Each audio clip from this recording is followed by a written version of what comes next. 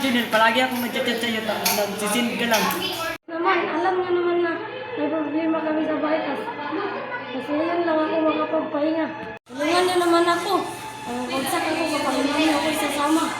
Naintindihan ka namin pero kung ilalagay namin pangalan mo, kahit wala kang ambag, parang dinadayan na namin si ma'am. Leader ka, ano sa tingin mo? Kaibigan natin siya, kunting pakikisama lang. Manuel, kung gagawin natin yun, hindi na yung pakikisama, kundi pambalaya. Pero walang makakalam, tayo lang. Tayo pa rin kahit tayo lang. Ako kasi nag-i-effort ako. Hindi fair kay Angela na buyat tapos may libre lang. Sa akin, mas mahalaga yung karapatan kaysa sa madaling grado. Tinuturuan ako ng mga magulang ko at sa simbahan. Ang Panginoon ay naglulugod sa tapat na timbangan kahit walang nakakakita. Nakakakita pa rin tayo ng Panginoon.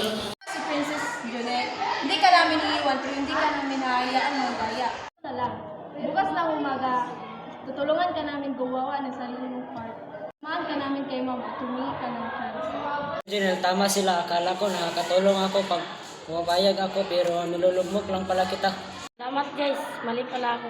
Tunay na kaibigan, nagtutulungan at hindi nagdadamayan sa mali.